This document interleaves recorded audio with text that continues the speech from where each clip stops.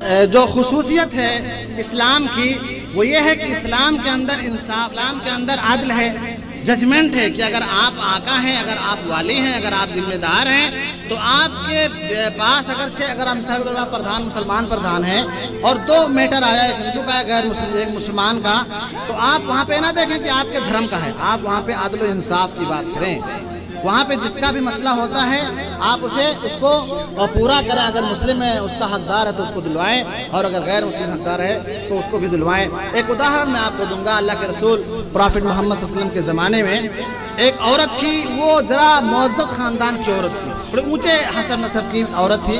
तो उसने चोरी कर लिया। अब जब उसने चोरी कर लिया, वो पकड़ी गई और जुर्म साबित हो गया, तो सारे लोग बड़े परेशान हो गए कि यार बड़े ऊँचे ख़ानदान की बच्ची है और बड़े ऊँचे ख़ानदान की औरत है, अगर इसको हाथ इसका काट दिया जाएगा तो क्या होगा। तो एक साहब को भेजा कि आप जाओ प्रॉफिट के पास और प्रॉफिट मोहम्मद सल्लल्लाहु अलैहि वसल्लम से कहो कि देखो इसका मामला रफा दफा कर दो, आप इसको जो है इसका हाथ ना काटा जाए, क्योंकि ये ऊँचे हसन नस्ब से है, इसका ख़ानदान बड़ा मुअज़्ज़ज़ है। तो वो शख्स अल्लाह के रसूल के पास आए और अल्लाह के रसूल से कहा कि अल्लाह के रसूल ऐसी ऐसी बात है, आप उसको माफ़ कर दीजिए, ऊँचे ख़ानदान की है, आप उसको माफ़ कर दीजिए।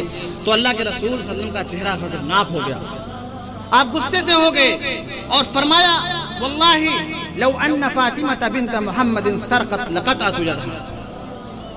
इसका मतलब यह है कि अल्लाह के रसूल ने कसम खाई और कहा कि अल्लाह की कसम तुम उस फातिमा की बात करते हो जिसने चोरी की है, जो बनु मखज़ूम की औरत है, अगर मेरी बेटी, अल्लाह के रसूल ने कहा वल्लाहि लौ अन्न फातिमा बिन्त मुहम्मदिन सरक़त लक़तअतु यदहा, अगर मोहम्मद की बेटी फातिमा भी चोरी करती तो मैं उसका हाथ काटने में कोई देर भी नहीं करता। कि फातिमा बिन्ते मोहम्मद भी अगर चोरी करे, अदल का दस्तूर है कि हाथ काटा जाएगा।